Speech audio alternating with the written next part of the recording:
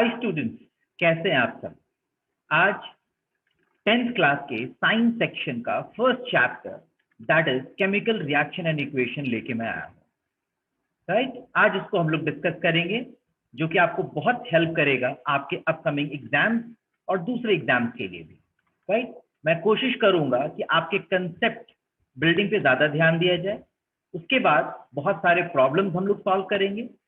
Chapter की considerably ठीक ठाक है तो हम लोग उसको 2-3 पार्ट में उसको डिवाइड करके पढ़ेंगे ताकि आपको बहुत लॉन्ग लेक्चर से ज्यादा बोरियत ना हो। Right, I ensure that. ठीक है, तो चलिए पहले हम लोग बात करते हैं एक छोटी सी कहानी पे। राइट, कि what do mean by chemistry. Chemistry word कहाँ से आया। देखिए करीबन आप मान के चल सकते हो 2500 बीसी और 1500 बीसी के बीच का समय रहा होगा। ठीक है, वेस्टर्न कंट्रीज में there was a phenomena of alchemy and alchemist. There was a phenomena of alchemy and alchemist. Alchemy उसको कहते हैं जो आज के डेट में केमिस्ट्री है, और अल्केमिस्ट उनको कहते हैं जो आज की डेट का केमिस्ट है। ठीक है ना। उस समय उन लोगों के पास एक मैजिकल कह सकते हो कि एक केमिकल आया उनके हाथ में, और वो केमिकल का नाम था फिलोसोफर स्टोन। ना तो वो कोई पत्थर था और ना ही कोई फिलोसोफर था। ठीक है, तो ना तो फिलोसोफर था ना ही कोई पत्थर था। एक्चुअली वो एक प्रकार का मटेरियल था, पाउडर जैसा मटेरियल था। और उससे कहा यह जाता था, they used to say that अगर उसको किसी भी धातु के साथ यानी किसी भी मेटल के साथ अगर हम लोग मिला देंगे तो मेटल गोल्ड या फिर सिल्वर में बदल जाएगा। अब आप इमेजिन करो कि ऐसा कौन नहीं चाहेगा ऐसे स्टोन को पाना जो कि अगर किसी चीज के साथ लग जाए तो आपका क्या करे, वो गोल्ड और सिल्वर में कन्वर्ट कर दे। आप तो चाहोगे ना ऐसा हो जाए कुछ। ठीक है, बहरहाल सारे यूरोपियन कंट्रीज में होड़ लग गई कि हमें ये फिलोसोफर स्टोन तो चाहिए ही चाहिए। ठीक है, और उसके बदले उन्होंने क्या किया, उस ड्यूरेशन में बहुत सारे केमिकल्स को मिला के कुछ नया बनाने की कोशिश होने लगी। इससे आज का जो हमारा एग्जिस्टेंट केमिस्ट्री है वो इवॉल्व हुआ। ठीक है, तो ये छोटी सी बात थी। ठीक है, आपके लिए। Now we'll move on to the topic. What do you mean by chemical reaction? ठीक है, let's hit the topic. चलिए पहले बात मैं करूंगा कि रिएक्शन किसे कहते हैं। ठीक है, what do mean by reaction. पहले टॉपिक लिख लिया जाए, केमिकल रिएक्शन एंड इक्वेशन। मैं पहले आपको बता दूं कि time to time on a considerable you can say कि कंसिस्टेंट नोट पे 2 या 3 दिन के गैप पे मैं एक एक वीडियो डालता जाऊंगा। ठीक है, तो आप लोग को किसी को भी कोई प्रॉब्लम ना हो, और उन ड्यूरेशन में कोई भी अगर आपको डाउट है तो you can text me. Right, comment box में कमेंट कीजिएगा। ठीक है, और मैं उसको इंश्योर करूंगा कि वो सारे डाउट्स मैं आपके क्लियर करूं। Fine, okay. Chemical reaction and equation. So, what is reaction? Reaction is a process that involves making of new substance from the existing substance. फिर ये केमिकल का है, राइट। सो रिएक्शन बेसिकली हम लोग 2 part में देखते हैं। एक होता है हमारा फिजिकल, राइट, और एक होता है हमारा chemical. There are 2 types of reaction that is possible. One is physical reaction, another one is chemical reaction. Physical state change करने में कोई बहुत ज्यादा दिक्कत नहीं आती, लेकिन केमिकल स्टेट चेंज करने में थोड़ी बहुत दिक्कत आती है। दिक्कत इसलिए क्योंकि उसको स्पेशल कंडीशन चाहिए उसको वापस अपने स्टेट से पहुंचाने के लिए। जैसे कार्बन है, कार्बन सॉलिड है, कोयला से ले लो आप। ठीक है, कार्बन कोयला से ले लो, आपने सॉलिड ले लिया। ठीक है, उसको आपने ऑक्सीजन के प्रेजेंस में बर्न करा दिया। ठीक है, जला दिया, राइट। तो अब ये बताओ आपको कार्बन डाइऑक्साइड मिलेगा, ठीक है, और प्लस आपको बहुत सारा हीट मिलेगा। ठीक है, और जो रेसिड्यू रह जाएगा वो आपके एशेस के फॉर्म में होंगे। अब ये क्या, इन एशेस को कार्बन डाइऑक्साइड को और हीट को जोड़ के हम वापस कार्बन बना लेंगे, कोयला बना लेंगे? आपका आंसर होगा नहीं, हम कोयला नहीं बना पाएंगे, ठीक है ना। तो इसीलिए मैंने कहा कि केमिकल रिएक्शन वो ऐसी प्रोसेस है जिसमें जो सब्सटेंस एक बार बन गया तो बहुत डिफिकल्ट होता है उसको वापस उसके नेटिव सब्सटेंस तक ले जाने में, ठीक है। सो और फिजिकल चेंज है, जैसे वाटर है, वाटर को हमने बर्फ बना दिया, फिजिकल चेंजेस लाए उसके अंदर, उसको कुलिफाई किया होगा, कुलिफिकेशन के बाद वो क्या हो गया, बर्फ बन गया। लेकिन जब उसमें वापस हीट आएगी तो है तो पानी अभी भी ना, केवल उसका स्टेट बदला है ना, फिजिकल स्टेट बदला है, लिक्विड से वो सॉलिड में कन्वर्ट हुआ है। तो टेम्परेचर जब थोड़ी बढ़ने लगेगी तो वापस वो अपने लिक्विफाइड स्टेट पे आना स्टार्ट हो जाएगा, इजंट इट। तो फिजिकल स्टेट का बदलना बहुत ज्यादा प्रॉब्लमैटिक नहीं है, लेकिन केमिकल स्टेट का बदलना थोड़ा प्रॉब्लम है। आखिर ये एटम्स जो होते हैं, सब्सटेंसेस होते हैं, ये केमिकल रिएक्शन में प्रोसीड ही क्यों करेंगे? Why would in the first place this chemical reaction will take place? क्यों होगा ये रिएक्शन? तो उसके लिए मैं आपको ये बता दूं कि हर चीज जो है एटम से बना हुआ है, ठीक है, एटम। डाल्टन ने क्या कहा, ठीक है, it is the smallest fundamental unit, smallest fundamental unit. हालांकि डाल्टन का कहना था it is the smallest unit, ठीक है, तो उसकी वही सबसे बड़ी डिमेरिट रही, राइट, कि स्मॉलेस्ट यूनिट तो नहीं है, उसको तुम तोड़ सकते हैं, राइट। तो उसके बाद आया कि हम लोग इसको फंडामेंटल यूनिट मान सकते हैं, ठीक है। तो उससे छोटी चीजों से, ठीक है, टिश्यू का निर्माण नहीं हो सकता, किसी मॉलिक्यूल का निर्माण नहीं हो सकता, है ना। तो जैसे आप बायोलॉजी में बोलते हो ना, cell, cell is the building block of life, cell से आपका टिश्यूज बनता है, टिश्यू से आपके ऑर्गन्स बनते हैं, ऑर्गन से ऑर्गेनिज्म बनता है, ऑर्गन सिस्टम बनता है, ठीक है। लेकिन अगर सेल ना हो तो सेल भी तो किसी चीज से बना है ना, इसमें माइटोकॉन्ड्रिया है, लाइसोसोम्स है, उसी तरीके से एटम में भी इलेक्ट्रॉन्स है, प्रोटॉन्स हैं, लेकिन इलेक्ट्रॉन से आपके मॉलिक्यूल नहीं बन सकते, प्रोटॉन से आपके मॉलिक्यूल नहीं बन सकते। तो जो सबसे छोटी इकाई, जो सबसे छोटी यूनिट है जिससे कि आपका सब्सटेंस का निर्माण होता है, वो क्या हो गया, आपका एटम हो गया, राइट। तो एटम के दो हिस्से होते हैं, एक होता है उसका न्यूक्लियस, ठीक है, और न्यूक्लियस के अंदर होते हैं न्यूट्रॉन्स जो कि न्यूट्रल होते हैं, और प्रोटॉन्स जो कि पॉजिटिवली चार्ज होते हैं, और उसके चारों तरफ होता है आपका शेल, और उस शेल के अंदर प्रेजेंट होते हैं आपके electron, electron are present in the shell, और वो रिवॉल्व करते रहते हैं, ठीक है। अब यहां पे जो रिएक्शन है उस कैटेगरी में हम लोग इस रिएक्शन को एटम के बेसिस पे दो पार्ट में डिवाइड करते हैं। एक होता है हमारा न्यूक्लियर रिएक्शन, जिसमें nucleus of the atom will participate, और ये न्यूक्लियर रिएक्शन दो टाइप का होता है, एक होता है फ्यूजन रिएक्शन और एक होता है आपका fission reaction. One is your fusion reaction, another one is your fission reaction. और एटम का जो दूसरा हिस्सा है दैट इज योर शेल, ठीक है, वो पार्टिसिपेट करता है आपके केमिकल रिएक्शन में, ठीक है। तो केमिकल रिएक्शन के कई सारे टाइप्स हैं, वी विल डिस्कस, ठीक है, इन द कमिंग टाइम, ठीक है। अभी मैं थोड़ा थोड़ा करके डिस्कस करूंगा उसको। तो शेल में इलेक्ट्रॉन्स हैं, तो इलेक्ट्रॉन दो तरीके से ये रिएक्शन प्रोसीड करता है, एक या तो वो ट्रांसफर करेगा इलेक्ट्रॉन को, या फिर वो शेयरिंग करेगा इलेक्ट्रॉन को। आखिर वो ट्रांसफर और शेयरिंग क्यों करेंगे? तो ऐसा करने के पीछे एक जो सबसे प्राइमरी मोटिव है, वो अपने नियरेस्ट इनर्ट गैस कॉन्फ़िगरेशन को पाना चाहते हैं, ठीक है। They want to attain the nearest inert, ठीक है, gas configuration, fine, inert gas configuration, ठीक है। ये बात समझ में आई यहां तक? Any problem?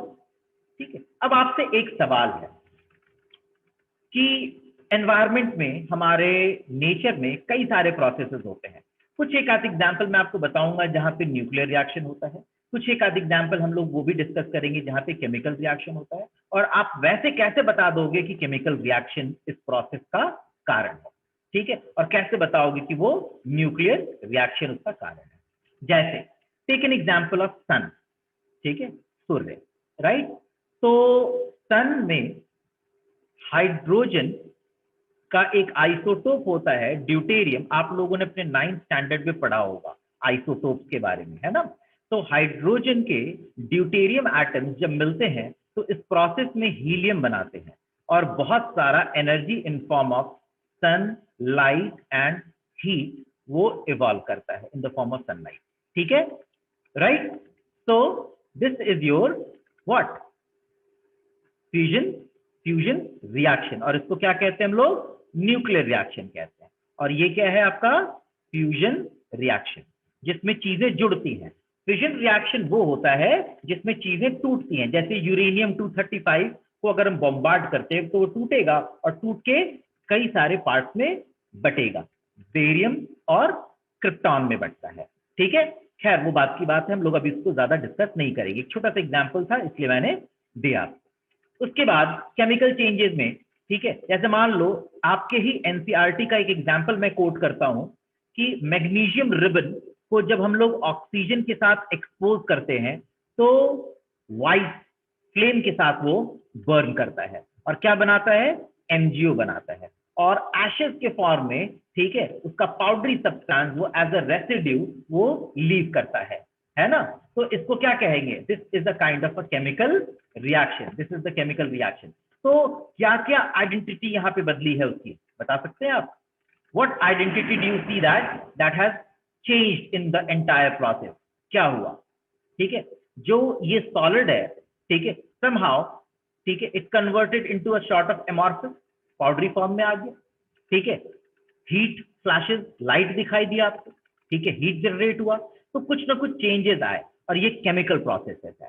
तो आपके चारों तरफ जितने भी केमिकल प्रोसेसेस चल रहे हैं उनके कुछ सिमिलैरिटीज होती हैं। क्या सिमिलैरिटीज होती हैं? या तो उनमें, ठीक है, स्टेट बदलता होगा। कैसे बात बताएंगे कि ये केमिकल रिएक्शन है? तो पहला प्रोसेस है जिसे हम लोग कहते हैं इसको identification that the process is chemical reaction, ठीक है, right. Evidence of chemical change, इसके क्या क्या एविडेंस हैं आपके पास, ठीक है। तो फर्स्ट एविडेंस, ठीक है, first evidence, change of heat, change of heat. Example में बताता हूं आपको, आप चूना CaCO3 कैल्शियम कार्बोनेट, इसका केमिकल नेम है। आप इसको थोड़ा सा एक किसी टेस्ट ट्यूब में या फिर किसी भी कंटेनर में ले लीजिए और उसमें पानी डाल दीजिए, ठीक है। क्या होता है, जिस कंटेनर में आपने रखा है उसमें वो क्या करने लगता है, गर्म होने लगता है और उबाल मारने लगता है ना, राइट। तो ये क्या बनाता है, CaOH whole twice, calcium hydroxide बनाता है, और इस प्रोसेस में वो बहुत ज्यादा हीट इवॉल्व करता है, यानी कि जो चीज ठंडी थी वो अब गर्म हो गई, तो उसने हीट क्या किया, इवॉल्व किया। तो इस प्रोसेस को हम लोग एक्सोथर्मिक कहते हैं। कुछ ऐसी चीजें भी होती हैं जिसमें बॉडी हीट अक्वायर करता है, जब उसमें हीट मिलता है तब जाकर के वो रिएक्ट करता है, राइट। पहली हो गई चेंज ऑफ हीट, पहला आइडेंटिफिकेशन हो गया हमारा चेंज ऑफ हीट। दूसरी आइडेंटिटी क्या है, चेंज ऑफ स्टेट,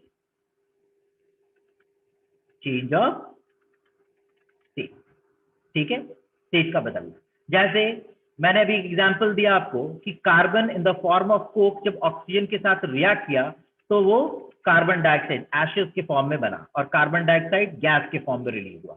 तो कार्बन डाइऑक्साइड तो गैस है और प्लस एशेस बने, ठीक है। तो ये क्या है, सॉलिड है, ये क्या है, ऑक्सीजन क्या है, गैस है, लेकिन जो रिजल्टेंट मिला आपको वो क्या मिला है, गैस मिला।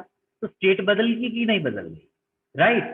तो एक और बात यहाँ पे देखिए कि केमिकल आइडेंटिटी नहीं बदलती, कार्बन कार्बन ही रहता है, ऑक्सीजन ऑक्सीजन रहता है, लेकिन न्यूक्लियर रिएक्शन में हाइड्रोजन हीलियम में बदल जाता है। एलिमेंट की जो आइडेंटिटी है वो न्यूक्लियर रिएक्शन में बदलती है, लेकिन केमिकल रिएक्शन में एटम की आइडेंटिटी नहीं बदलती, सब्सटेंस प्रोडक्ट की आइडेंटिटी बदलती है। As a whole carbon dioxide की जो आइडेंटिटी होगी वो तो अलग होगी, लेकिन हाइड्रोजन और हाइड्रोजन मिलके जब हीलियम बना तो हाइड्रोजन से वो बिल्कुल अलग हीलियम बना है, राइट। तो हीलियम अलग एटम है ना, ठीक है।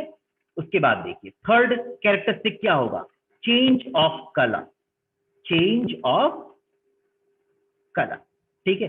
कोई सब्सटेंस में अगर कोई दूसरा सब्सटेंस मिलाते उसका कलर जो है वो बदल जाता है। कहानी सुनाई थी ना थोड़ी देर पहले कि अल्केमिस्ट वाली, ठीक है, कि सब्सटेंसेस मिला के नया नया प्रोडक्ट बनाने की होड़ सी लग गई, ठीक है, और उसमें जब कलर चेंज हुआ तो बोला हाँ भाई कुछ नया बना है, राइट, नया बना है, फाइन।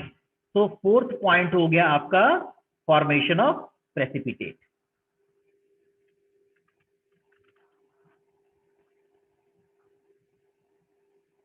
Formation of precipitate. तो ये कुछ एविडेंसेस हैं केमिकल रिएक्शन के। आपके डे टू डे लाइफ के कुछ ऐसे रिएक्शंस के मुझे कुछ एग्जांपल्स दीजिए, नेम सम, बताइए कुछ एग्जांपल्स बताओ आप हमें। देखो पहली एग्जांपल है, जैसे आपकी मॉम, ठीक है, या फिर खुद आप भी अगर फूड कुक करते हो, ठीक है, देन तो cooking of food is an example of a chemical reaction. Cooking of food would be an example of a chemical reaction. Then rusting of iron. Rusting of iron is also an example of chemical reaction. Souring of milk. Souring of milk is also an example of chemical reaction. Ripening of fruits. Ripening of fruits. That is also an example of chemical reaction. ये सारे processes क्या है, बहुत सारे हैं, मैंने तो अभी केवल 3-4 नाम दिए हैं, ठीक है। जैसे लेड नाइट्रेट को हीट कर रहे हो तो कुछ बन रहा है, there also that chemical process is taking place, fine. तो केमिकल रिएक्शन वहां पे भी हो रहा है, ठीक है। अब बताओ कि रस्टिंग ऑफ आयरन की अगर हम बात करें तो रस्टिंग ऑफ आयरन क्यों आपको लगता है कि ये केमिकल चेंज है, बताओ। आयरन कैसा है, ठीक है, आयरन आपको व्हाइटिश सा सरफेस दिखाई दे रहा है, लेकिन जब वो रस्टिंग हो जाती है तो उसके अंदर एक ऑक्साइड लेयर जमा हो जाता है जो कि रेडिश ब्राउन कलर का हो। तो कलर बदला या नहीं बदला, बदला ना। तो ये क्या हुआ, कलर आइडेंटिटी उसकी बदल गई। तो हम कह सकते हैं ना कि इसके अंदर केमिकल प्रोसेस हुआ होगा, राइट, केमिकल प्रोसेसेस के अंदर हुए होंगे। तो केमिकल, अब जो है केमिकल रिएक्शन तो हमें समझ में आ गया कि केमिकल रिएक्शन होता क्या है, ठीक है। तो अब केमिकल रिएक्शन के लिए हमें जरूरत पड़ती है केमिकल इक्वेशन की। भाई अब कैसे बताएंगे कि हर बार क्या ऐसे लिखेंगे कि iron react with water moist air to give rust, ऐसा बोलेंगे हम लोग? नहीं, हम लोग उसके लिए कुछ सिंबल्स का इस्तेमाल करते हैं, ठीक है ना। हम लोग कुछ उसके अंदर सिंबल्स का इस्तेमाल करते हैं, तो उसको क्या कहते हैं हम लोग, केमिकल इक्वेशन कहते हैं। We call it chemical equation, chemical equation. Now, what do you mean by chemical equation? बताइए। It is a symbolic representation of chemical reaction. ठीक है, it is a symbolic representation of chemical reaction. एकदम simple रखना है, ठीक है क्या वो चीज, सिंबॉलिक रिप्रेजेंटेशन ही तो है, प्लस एडेड इंफॉर्मेशन। उसके साथ और ज्यादा उसको इंफॉर्मेटिव बना सकते हैं हम लोग। कैसे बना सकते हैं भाई इंफॉर्मेटिव, उसके स्टेट का नाम बता करके, जो प्रोडक्ट बन रहा है उस प्रोडक्ट का स्टेट बता करके, ठीक है, डायरेक्शन ऑफ रिएक्शन बता करके। तो केमिकल इक्वेशन जो है वो उसके 2 भाग होते हैं, और 2 भाग को बांटने के लिए एरो का इस्तेमाल करते हैं। जो एरो की टेल होती है, ये वाली टेल जो है, उसके जो लेफ्ट साइड में है उसको हम लोग कहते हैं रिएक्टेंट, और जो राइट हैंड साइड पे है उसको कहते हैं प्रोडक्ट, ठीक है। हेड के साथ वाला प्रोडक्ट हो गया और टेल के साथ वाला क्या हो गया, रिएक्टेंट हो गया। जैसे अगर हम लोग एक हाइपोथेटिकल रिएक्शन ले लें तो A plus B will give you C plus D, ऐसा हमने मान लिया। तो A और B ये क्या है, रिएक्टेंट्स हैं, ठीक है, दीज आर रिएक्टेंट्स। और C और D क्या है, दीज आर प्रोडक्ट। अब एक काम करते हैं, अब वापस चलते हैं थोड़ा सा केमिकल रिएक्शन की तरफ। Now what is chemical reaction? Chemical reaction is a process that involves change of a substance to new substance. अब देख रहे हो, तो वो चेंज ऑफ सब्सटेंस कौन बदल रहा है, रिएक्टेंट बदल रहा है। किसमें बदल रहा है, प्रोडक्ट में बन रहा है, नया प्रोडक्ट बना, एग्जिस्टिंग सब्सटेंस था। इस पूरे प्रोसेस को क्या कहेंगे, केमिकल रिएक्शन। और इस रिएक्शन को जब हम सिंबॉलिक रिप्रेजेंटेशन दे देंगे तो उसको क्या कहेंगे, chemical equation, fine. Is it clear? जैसे एक एग्जांपल लेता हूं मैं, ठीक है, सबसे छोटा एग्जांपल, और हर रोज आपका उससे सामना होता है। जैसे मान लो हाइड्रोजन है और ऑक्सीजन है, ठीक है, हाइड्रोजन और ऑक्सीजन जब कंबाइन करेंगे तो वो क्या बनाएंगे, वाटर बनाएंगे, ठीक है। दिस इज अ रिएक्शन, ठीक है, दिस इज अ रिएक्शन। और इस रिएक्शन को सिग्निफाई करने के लिए सिंबलाइज करने के लिए हमने कुछ सिंबल्स का इस्तेमाल किया। हाइड्रोजन के लिए H का इस्तेमाल किया, ऑक्सीजन के लिए O का इस्तेमाल किया और वाटर के लिए H2O का इस्तेमाल किया। फाइन। तो हाइड्रोजन की स्टेट क्या है? अगर उसको और इंफॉर्मेटिव बनाना है तो हम यहाँ पे बगल में लिखेंगे गैस, यहाँ पे लिखेंगे गैस और यहाँ पे लिखेंगे लिक्विड। तो देख रहे हो स्टेट बदल गई ना, रिएक्शन हुआ। कैसे पता चल रहा है रिएक्शन हो रहा है? क्योंकि इसके अंदर स्टेट बदला। स्टेट कैसे बदला? गैस से वो लिक्विड में कन्वर्ट हुआ, इसीलिए इसको कहेंगे हम लोग chemical reaction has taken place. Isn't it? Clear हो रही बात? अब देखिए, तो अब इस रिएक्शन को हम लोगों को बैलेंस करना होता है, ठीक है। This reaction is known as skeletal reaction. Skeletal reaction ये ढांचा है, जैसे मानव कंकाल होता है, ह्यूमन स्केलेटन होता है, अगर वो ढांचा ना हो तो क्या होगा? कपड़े जैसा होगा, मोड़ मार करके पॉकेट में रख लो, ठीक है, कहीं पे भी टांग दो, ठीक है। लेकिन ऐसा होता है क्या? नहीं, ठीक है। वो ढांचा मिला हुआ है ना, एक पर्टिकुलर शेप स्ट्रक्चर मिला हुआ है, तो स्ट्रक्चर और शेप के हिसाब से वो है, राइट। तो यहाँ पे भी ये स्केलेटन, इसका ढांचा मिल गया, अब हमें जरूरत पड़ेगी इसको बैलेंस करने की। तो ये बैलेंस नाम का चीज करेंगे क्यों? ठीक है। तो कुछ लॉज ऐसे होते हैं जो यूनिवर्सली एक्सेप्टेड होते हैं, उसी में से एक लॉ है लॉ ऑफ कंजर्वेशन ऑफ मास, ठीक है। लॉ ऑफ कंजर्वेशन ऑफ मास, ठीक है। तो लॉ ऑफ कंजर्वेशन ऑफ मास कहता है कि मास can neither be created nor be destroyed, ठीक है। तो भाई देखो, अगर हम इसकी बात माने तो यहाँ पे ये फिट बैठता है क्या? देखते हैं। तो हाइड्रोजन, जिसका कि एक हाइड्रोजन एटम का 1 AMU atomic mass unit weight है, तो दो हाइड्रोजन के ये दो एटम्स हो गए, 2 एटॉमिक मास यूनिट हो जाएगा। ऑक्सीजन के भी क्या है?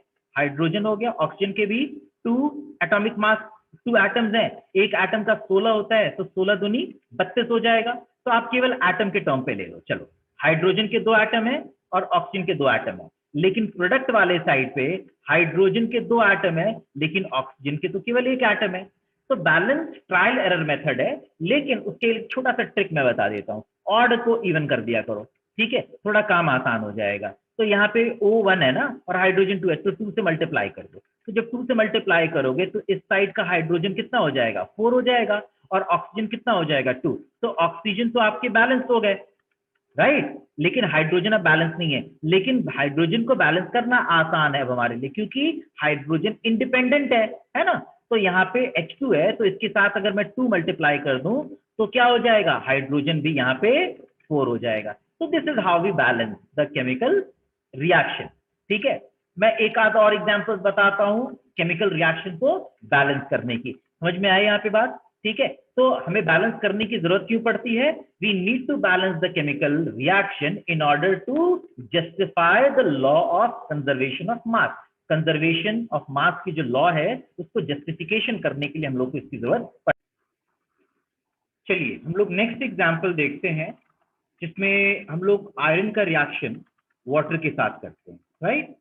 सो लेट अस टेक एग्जाम्पल कि Fe रिएक्टिंग विथ H2O, ठीक है, और प्रोडक्ट क्या बनता है? Fe3O4 of plus hydrogen gas, ठीक है। सबसे पहला काम बैलेंस करने के लिए हम लोग को ये करना है कि दोनों साइड के एलिमेंट्स को एक बार लिख लेना है। तो पहला एलिमेंट क्या है? हाइड्रोजन। दूसरी एलिमेंट क्या है? ठीक है, पहले एलिमेंट है आयरन, दूसरी एलिमेंट है हाइड्रोजन और तीसरी है ऑक्सीजन, ठीक है। अब दोनों साइड पे LHS और RHS हम लोग काउंट करते हैं कि कितने नंबर ऑफ एटम्स हैं, ठीक है। तो लेफ्ट हैंड साइड में आयरन के एटम्स कितने हैं? 1, और राइट हैंड साइड पे एटम कितने हैं आयरन के? 3। हाइड्रोजन के कितने हैं? 2। इधर हाइड्रोजन के कितने हैं? 2। तो हाइड्रोजन लग रहा है बैलेंस है, लेकिन क्योंकि एक मॉलिक्यूल है तो एक एटम का उसमें से बैलेंस होने से कोई बहुत ज्यादा फायदा नहीं हम लोगों को, ठीक है। तो ऑक्सीजन यहाँ पे क्या है? 1, और इधर ऑक्सीजन कितने हैं आपके? 4, ठीक है। सबसे पहला काम हम लोग ये करेंगे कि जो ऑड नंबर्स होते हैं उनको इवन में कन्वर्ट कर लिया जाए, ठीक है। उसके बाद हम लोग आगे का प्रोसेस देखते हैं। तो सबसे पहला काम, क्योंकि ये आयरन इंडिपेंडेंट है और यहाँ पे अगर ऑड रह भी जाए तो हम लोग उसको केवल 3 से मल्टीप्लाई कर देंगे, तब भी काम बन सकता है हमारा, राइट। तो पहला हम लोग ये जो वाटर है उसके मॉलिक्यूल्स को चेक करते हैं। देखिए ये बेसिकली क्या है ना, ये ट्रायल एरर मेथड होता है, ठीक। तो अब हम क्या करते हैं कि इसके आगे हम लोग पहले आयरन के आगे 4 मल्टीप्लाई कर देते हैं, ठीक है। जब 4 हमने आयरन के आगे मल्टीप्लाई किया तो क्या हो जाएगा इधर बताओ, ठीक है। ये एलिमेंट्स जो है, ठीक है, हाइड्रोजन के कितने हो जाएंगे, हाइड्रोजन 2 से बदल के 8 हो जाएगा, ठीक है। ऑक्सीजन 1 से बदल के 4 हो जाएगा। अब देखिए यहाँ पे ऑक्सीजन बैलेंस हो गया, हाइड्रोजन कितने हैं यहाँ पे 2 है, राइट। तो अगर इस हाइड्रोजन में अगर मैं फर्दर यहाँ पे, ठीक है, 8 करने के लिए 4 मल्टीप्लाई कर दूं, कोई प्रॉब्लम। तो हाइड्रोजन यहाँ पे क्या होगा, 4 into 2, this will also become 8। तो देखिए हाइड्रोजन हमारे बैलेंस हो गए, ऑक्सीजन हमारे बैलेंस हो गए, और आयरन यहाँ पे 1 है और यहाँ पे 3 है, तो सिंपली हम लोग यहाँ पे मल्टीप्लाई कर देंगे 3 से, तो ये आयरन भी हमारा क्या हो जाएगा, कन्वर्ट हो गया 3 में। Now both side number of atoms are equal, तो अब हम इस इक्वेशन को क्या कह सकते हैं, we can call it a balance chemical equation, right. We can call it a balance chemical equation. तो फाइनल एग्जांपल हमारा क्या बना, फाइनल इक्वेशन बना हमारा Fe plus 4H2O gives Fe3O4 plus 4H2। तो इसे पढ़ेंगे कैसे, 3 mole of iron when react with 4 mole of water gives 1 mole of Fe3O4 and 4 mole of hydrogen gas in the process is released, ठीक है, कोई दिक्कत। तो आपने ये 2 एग्जाम्पल्स देखे, अगले सेशंस में मैं कई और एग्जाम्पल्स आपको बताऊंगा, और आप लोग यहां तक जो है बैलेंसिंग इक्वेशन से कुछ खुद से भी कुछ प्रैक्टिस करो, ठीक है। और अगर किसी में प्रॉब्लम होती है तो आप मुझे कमेंट बॉक्स में शेयर कीजिए, I will try to solve that error, right, solve that problem, fine. और हाँ, एक आपसे गुजारिश है कि अगर आपको अच्छी लगे वीडियो और आपको इंफॉर्मेटिव लगे तो इसको जरूर सब्सक्राइब कीजिएगा, and do not forget to be in the next video, ठीक है। अगली बार फिर मिलते हैं इसके आगे के टॉपिक के साथ, जिसमें हम लोग टाइप्स ऑफ केमिकल रिएक्शन के बारे में पढ़ेंगे, right. Till then goodbye, thank you.